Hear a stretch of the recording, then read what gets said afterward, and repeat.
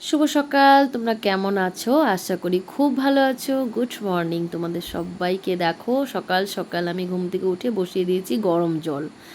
আর যেহেতু ঘুম থেকে উঠে গেছি, এখন কাজ শুরু করে দিয়েছি, বিছানা তুলবো। আর আজকে ঘুম থেকে উঠে একটু খারাপ একটা খবর দিয়ে আমার দিনটা শুরু হলো, ভীষণ খারাপ লাগছে। কিন্তু চলো পরে বলছি খবরটা, কিন্তু দিনটা তো শুরু করতে হবে। চলো তাড়াতাড়ি করে একটু চা করে নিই, মাইন্ডটা ফ্রেশ হবে। তো চলো। এই দেখো বন্ধুরা, আমি 2 কাপ চা করে নিয়েছি।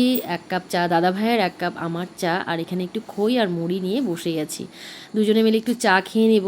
খেতে খেতে তোমাদেরকে একটা গল্প করছি। সেটা হচ্ছে, আজকে হুট করে খবর আসলো তোমাদের দাদা ভাইয়ের একটা বাইরে ডিউটি পড়েছে, যাবে ও দার্জিলিং। তো মনটা ভালো নেই, তাই ও তো সকালবেলা সচরাচর চা খায় না। আজকে বললাম না হয় আজকের দিনটা একসঙ্গে চা খেয়ে নিই। তাই দুজনে মিলে বসে পড়লাম, খই দিয়ে মুড়ি দিয়ে। আমি খাচ্ছি দুধ চা, ও খাচ্ছে। চলো। তো বন্ধুরা চলে আসলাম বাগানে ফুল তুলতে। দেখো কি জঙ্গলটাই না বেড়েছে, এত ঘন বনের মধ্যে দিয়ে আমার ফুল গাছে একদম ফুল দেখাই যাচ্ছে না। তো কয়েকটা ফুল তুলে নিলাম তাড়াহুড়া করে, এই যে দেখতেই পাচ্ছ। তো চলো ফুলগুলো রেখে আসি। এদিকে বাবাইয়ের স্যার চলে আসছে পড়াতে, ওই যে ভাই পড়াচ্ছে বাবানকে, আমি আর তুললাম না ওদেরকে। এখন চলো সংসারের কাজবাজ করব। এদিকে যেহেতু ও যাবে, তাড়াতাড়ি করে রান্নাটা সেরে নিই। ও হয়তো 10টার দিকে যাবে, আমি তাড়াতাড়ি করে নিচ্ছি। তার আগে হাতটা ধুয়ে নিলাম। এবার চলো রান্নাঘরে কাজবাজ করা শুরু করি। তো দরজাটা বন্ধ করে দিলাম, দেখতেই পাচ্ছ। এখন আমি যাব রান্নাঘরে, তাড়াহুড়া করে কাজগুলো শুরু করব। আর দেখো, যেহেতু আমি এখন রান্নাঘরে যাচ্ছি, তার আগে বিছানা টিছানা সব তুলে নিলাম। এগুলোও তোমাদেরকে একটু শেয়ার করে দিই। যে দেখো সব পরিপাটি করে নিয়েছি, ঘর বাড়ি পরিষ্কার। এখন যাচ্ছি রান্নাঘরে। যেহেতু সকালবেলাটা বুঝতেই পারছো একটু তাড়াহুড়ার মধ্যেই থাকতে হয়। আর আজকের ওয়েদারটা কিন্তু বেশ ভালোই আছে, একটু গরমটা কম আছে। কালকে রাতে খুব গরম ছিল, আজকের ওয়েদারটা একটু মেঘলা মেঘলা, মনে হচ্ছে বৃষ্টি হবে। তো বেশ ভালো লাগছে। আর ওই যে দেখতেই পাচ্ছ রাস্তাঘাট কি পরিষ্কার লাগছে আজকে। তো চলো আমি কি কি রান্না করছি সেগুলো টুকটাক শেয়ার করব। চলো। তো বন্ধুরা চলে আসলাম রান্নাঘরে। এটা হচ্ছে কচু। তো আমি রান্না করছি কচুর শাক, মানে এটা শোলা কচু বলে। তো আজকে শোলা কচুটা করবো, তোমাদের দাদাভাইয়ের খুব প্রিয়। আর ওই আজকে যেহেতু বাইরে যাবে, তাই ওর পছন্দের রান্নাটাই করে দিচ্ছি। তো এখানে কচু শাক রান্না করছি, তাড়াহুড়া করে নিচ্ছি। আর কি কি রান্না করছি সেগুলো তোমাদেরকে শেয়ার করব ডিম, ডাল, ডিমের একটা কারি, তারপর ডাল, এসব করব আর কি। তাড়াহুড়ার মধ্যে বুঝতেই পারছো, ভেবেছিলাম বাজার করবে, তো আজকে যেহেতু ডিউটি যাচ্ছে আর কি বলবো ওকে। তো চলেই যাচ্ছে, তাড়াহুড়া করে আমাকে সব করতে হচ্ছে। যা ছিল তাই দিয়ে আজকে রান্নাবান্নাটা করে নিচ্ছি। আর আজকে একটু চাপও আছে, যেহেতু সোমবার, বুঝতেই পারছো বাবাইয়ের আজকে টিউশন আছে।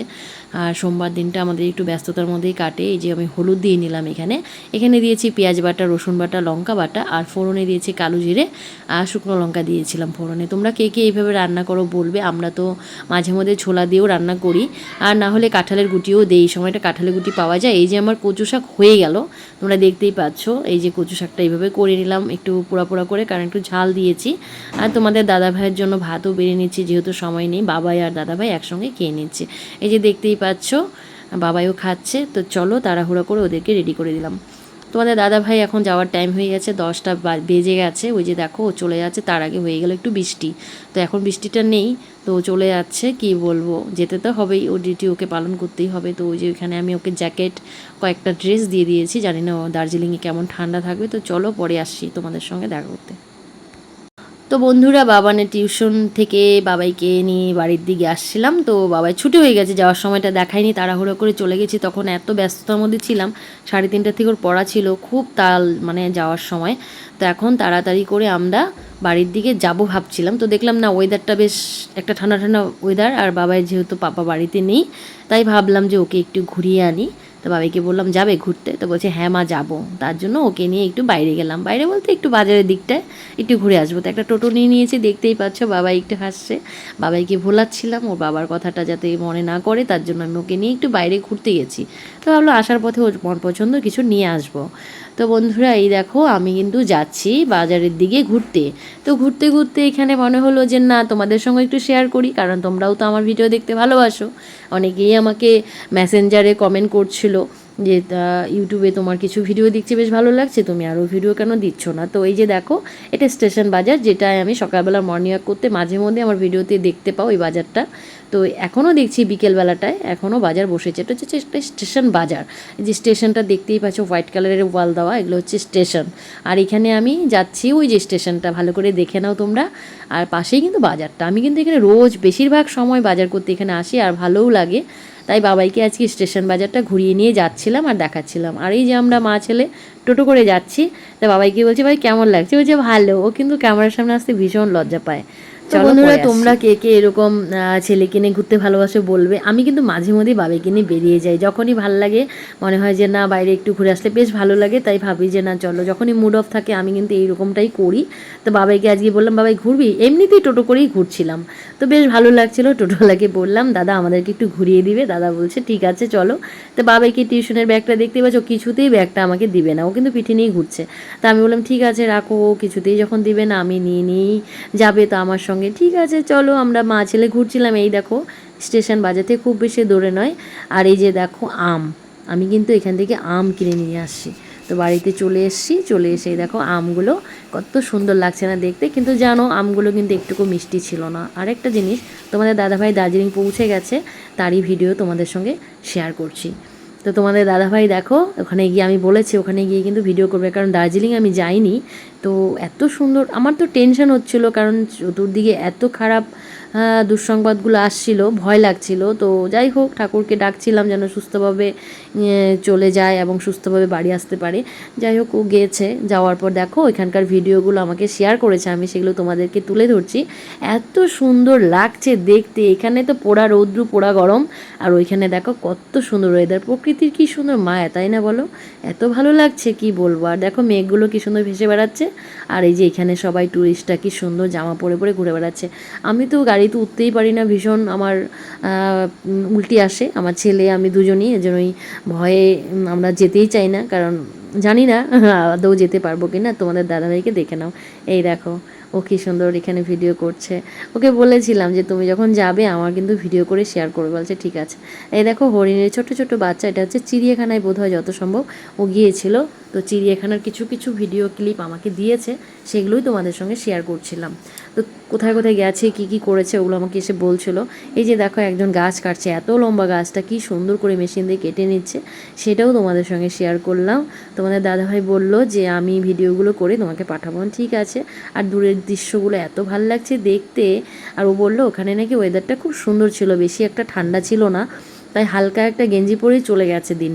বললো যে আমি এতগুলো জ্যাকেট ফ্যাকেট সোয়েটার মোয়েটার দিয়ে দিয়েছি, ওর এগুলো লাগেনি আমাকে বলছিল। তা আমি বললাম যে বাবা এত ঠান্ডা কম? বললো হ্যাঁ। আমি তো ভয় পাচ্ছিলাম ওখানে খুব ঠান্ডা হবে হয়তো, আর বুঝতেই পারছো ঠান্ডার দেশ, ওখানে তো ওয়েদারের কোনো ঠিক ঠিকানা নেই, এই এই এই মেঘ এই বৃষ্টি এরকমটা হয় তাও বলা যায় না। তাই আমি যেহেতু দূরের রাস্তা, তাই ওকে কিছু কাপড় জামা একটু বেশিই দিয়েছিলাম। তো সেগুলো ওর লাগেনি, বললো আমি একটা জামা দিয়েই কাটিয়ে দিয়েছি, এতটাও ঠান্ডা ছিল না বললো। আর এই যে দেখো টুরিস্টটা কি সুন্দর ঘুরছে। তো তোমরা কে কে দার্জিলিং গেছো বলবে। তোমাদের দাদাভাই তো ঘুরে আসলো, আমিই যাইনি, কারণ আমি আর আমার ছেলে দুজনে যেতে পারলাম না। যাব কোনো এক সময় যদি শরীর দেয় তো। আসলে এইভাবে লংভাবে আমরা কোনো জায়গায় সেভাবে ঘুরতে পারিনি, শুধু মায়াপুরটাই গেছিলাম, বেশ ভালো লেগেছিলো। আর দার্জিলিংটা না গিয়েও নিজের চোখে দেখে নিচ্ছি, তোমরাও দেখছো আমিও দেখছি। এই দেখো বাঘ, তোমাদের দাদাভাই বললো একটা সাদা রঙের বাঘ ছিল, সেটাকে কিছুতেই ক্যামেরাতে আনতে পারছিল না। আর বাঘগুলো এত বড় বড়, বলছে আমার মতো মানুষ 4-5টাকে গিলে খাবে, এত বড় বাঘ। তো বলছি হ্যাঁ বাঘ তো বড়ই হবে। বলছি এরা যা ক্ষিপ্ত না, যদি কেউ ওই ওদের পাশে পড়ে একদম শেষ। বলছিলো বলে কি দেখো বাঘগুলো দেখেই ভয় লাগছিল, আর ও মজাও নিচ্ছিল, বলো খুব ভাল লাগছিল, গিয়ে খুব ভাল লাগলো, তোমাদের কথা খুব মিস করছিলাম। আর ওই যে দেখো আরেকটা বাঘ, দেখতেই পাচ্ছ বাঘটা ঘোরাঘুরি করছে, কি ডেঞ্জার, দেখলেই ভয় লাগে। তোমরা কে কে বাঘ দেখেছো বলবে বন্ধুরা। আমি রিয়েলে কম দেখেছি, আমি এইভাবেই দেখেছি। হ্যাঁ দেখেছি একটা, যখন আমার বাবার বাড়ির ওইখানে একটা তোমার একটা ট্যুরিস্ট একটা জায়গা আছে, সেইখানে এরকম চিড়িয়াখানা আছে, একটাই বাঘ ছিল, সেটা ছোট, অত বড় না।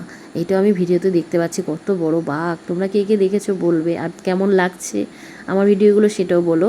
তো তোমাদের দাদাভাই 2-3 দিনের জন্য গেছে, ঠিক আছে। 3 দিন মানে দূরা থাকবে, পরের দিন চলে আসবে, 3 দিনই প্রায়।